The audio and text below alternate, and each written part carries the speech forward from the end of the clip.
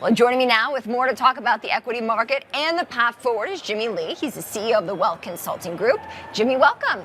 Great to see you. Yeah, it's great to see you. Great to have you in person here at the stock exchange. And what are you watching in equities right now? Well, I got to tell you, I think that we have a potentially good year ahead of us following two phenomenal years in the equity markets that a lot of economists were not predicting. And so I think you've got two major themes this year with potential deregulation and lower interest rates. I think those two tailwinds are huge.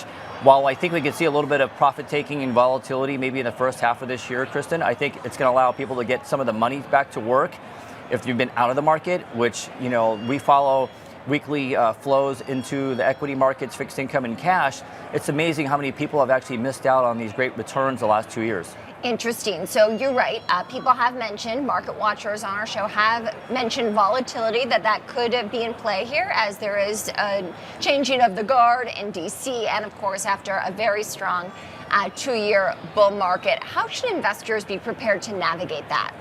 You know, we like cyclicals, actually, believe it or not. We think that, you know, that we're going to continue in this expansion. We think we're in the sort of the middle of the market expansion and not late stage yet. So I think you can buy cyclicals. We like industrials, financials, even materials that have been really underperforming. As rates come down, and that's where really I'm a contrarian, I think that inflation is going to be lower, much lower than what people are predicting today. I think that'll allow the Fed to move more than what the futures market's telling us right now. And so I think that interest rate sensitive sectors can also perform well, such as real estate, maybe even utilities having another follow on here. Yeah. So I like those types of sectors that really are kind of out of favor right now. Should people be timing the market? We've heard a lot of calls about volatility, that perhaps a correction is healthy, right? Many people say a 10% pullback is actually healthy. It really is, and I don't recommend timing the market. So that's probably the one thing that's constant, you know, with investing, is that the human fear and greed continues to play into it. And so investors continually underperform their own investments because they're trying to time the market, which is why we've seen so much money sitting in cash lately. And so, no, I don't think timing the market's a smart thing to do. You may want to rotate out of some of the positions that, if you're invested, and you've got a lot of concentration in some, you know, some names, maybe in the Mag 7, you should think about diversifying a little bit more. I'm glad that you brought up the Mag 7 because technology names back in focus, especially after President Trump said yesterday a $500 billion AI infrastructure investment with publicly listed NYSE company Oracle, as well as OpenAI and SoftBank too. Does that provide a moat around some of these technology names to continue rising after leading the 2-year bull market? Yes, I think with this new administration, it's definitely bullish for the tech sector. I mean, the things that the antitrust and regulation that really, you know, the tech sector is up against, I think we're in a much better environment with this new administration for those companies. But I think that other, you know, companies that do business with some of the hyperscalers will end up maybe performing better, relatively speaking, as far as share price goes, because a lot of those names that we're talking about have gone up so much already. Is the U.S. the place to be? We've seen international stocks undervalued. Many of our viewers have noted, and of course our guests, for a long time now.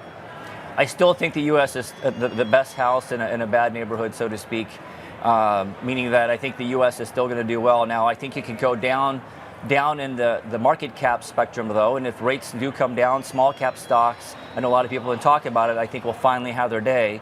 I think small cap stocks have a chance of beating large caps this year. Wow. And of course, small caps had been lagging as well. What does this mean for deal activity? Of course, we could see the Mag 7 perhaps execute some deals via this administration, and hopefully some IPOs returning here to the stock exchange too. For sure. I think deregulation will help out a lot as far as M&A activity, and so will lower interest rates, especially in the real estate space. So if we get lower rates, and I know a lot of people are saying that rates don't need to come down much, but really where the consumers are still paying for it is you know, inflation in the grocery stores and consumer debt. So if you've gotten a mortgage in the last 2 years, your payments are much higher than before. You know, credit card payments, auto loan payments, all those things depend on consumer interest rates and the 10-year coming down. And so I think the Fed doesn't need to lower rates, and it'll help deal activity in all parts of the market. And in terms of what else you're watching, Jimmy, what is on your radar? Well, last night I went to an interesting dinner regarding geopolitics. And so I think that's still on my radar as a potential big risk with a lot of the U.S. companies. We'll see how it what the tariff war situation might look like between the countries that Trump's been talking about. And but I actually think it's going to work out okay. And I think it's going to be more bark than bite. And I think it's part of the deal, which we know President Trump likes to do deals. We like to hear your optimism here on NYSE TV Live. Jimmy Lee joining me in person. He's the CEO of the Wealth Consulting Group. Jimmy, thank you. Thank you. Good to see you. Good to see you.